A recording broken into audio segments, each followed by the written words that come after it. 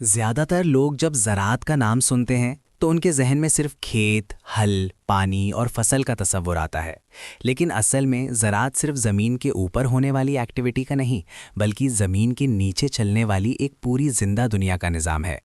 Science ने अब ये साबित कर दिया है कि जो फसल हम ऊपर देखते हैं उसका 70% कंट्रोल ज़मीन के अंदर होता है, जहां अरबों बैक्टीरिया, फंगाई, प्रोटोजोआ और माइक्रोस्कोपिक कीड़े एक दूसरे के साथ मिलकर काम करते हैं। ये मखलूक फसल की जड़ों से बात करती है, उन्हें सिग्नल भेजती है और न्यूट्रिएंट्स को उस शक्ल में तब्दील करती है जो पौधे आसानी से एब्जॉर्ब कर सकें। एक हैरानी की बात यह है कि फसल अपनी जड़ों के जरिए इन बैक्टीरिया को चीनी और कार्बन देती है और बदले में बैक्टीरिया फसल को फास्फोरस, नाइट्रोजन और माइक्रोन्यूट्रिएंट्स फराहम करते हैं। यानी पौधे और मिट्टी के दरमियान एक खामोश मुआहदा, अग्रीमेंट होता है जो इंसानी आंख को नज़र नहीं आता। जब हम बेसोची समझी केमिकल स्प्रे करते हैं या हर साल गहरी टिलेज करते हैं तो हम इस मुआहदे को तोड़ देते हैं, जिसका नतीजा ये होता है कि मिट्टी धीरे धीरे जिंदा होने के बजाय मुर्दा होती चली जाती है। लोग ये समझते हैं कि ज़्यादा खाद ज़्यादा पैदावार देती है, जबकि हकीकत ये है कि दुनिया के कई मुल्कों में रिसर्च ने ये प्रूव किया है कि एक्सेस फर्टिलाइज़र मिट्टी के बैक्टीरिया को सुस्त कर देता है। जब न्यूट्रिएंट्स रेडी फॉर्म में मिल जाएं तो बैक्टीरिया अपना काम छोड़ देते हैं और मिट्टी अपनी कुदरती ताकत खो देती है। इसीलिए बहुत से खेत ऐसे हैं जहां हर साल फर्टिलाइज़र की मात्रा बढ़ रही है, लेकिन पैदावार वहीं की वहीं या कम होती जा रही है।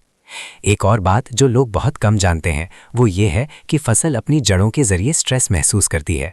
जब पानी कम होता है, गर्मी ज़्यादा होती है या नमक सैलिनिटी बढ़ता है तो पौधे अपनी जड़ों से एक ख़ास किस्म का केमिकल रिलीज़ करते हैं जो मिट्टी के बैक्टीरिया को अलर्ट करता है।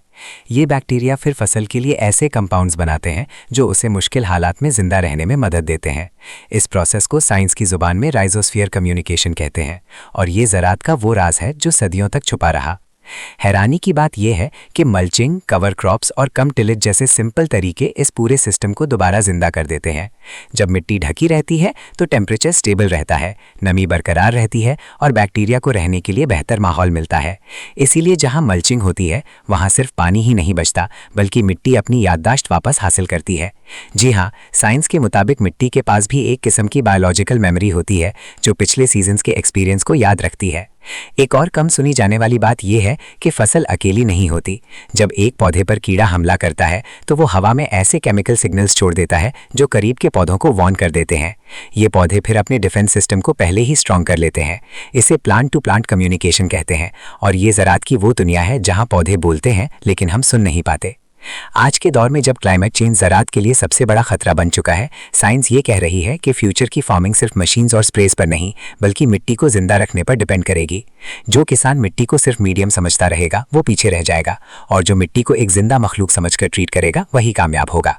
दुनिया के कई एडवांस्ड फार्म्स में अब सॉइल को फीड किया जाता है, सिर्फ फसल को नहीं।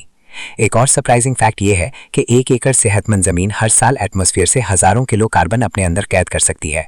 यानी ज़राअत सिर्फ खाना पैदा नहीं करती बल्कि क्लाइमेट चेंज को स्लो करने का कुदरती हल भी है।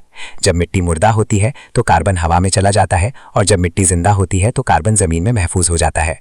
इसीलिए फ्यूचर में ज़राअत का रोल सिर्फ फूड सिक्योरिटी नहीं बल्कि प्लानिटरी सिक्योरिटी भी होगा। अफसोस की बात यह है कि हमने ज़राअत को सिर्फ नंबर्स और येल तक महदूद कर दिया है। हमने ये भूल गए हैं कि ज़राअत एक रिलेशनशिप है, इंसान, मिट्टी, पानी और कुदरत के दरमियान। जब इस रिलेशनशिप में लालच आ जाए तो निज़ाम टूट जाता है और जब समझ और बैलेंस आ जाए तो ज़राअत सिर्फ फ़ायदा ही नहीं बल्कि बरकत भी देती है।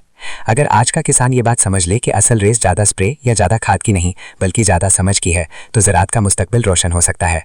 क्योंकि जो लोग सिर्फ फसल को देखते हैं वो सिर्फ आज का सोचते हैं और जो लोग मिट्टी को देखते हैं वो आने वाली नस्ल का सोचते हैं।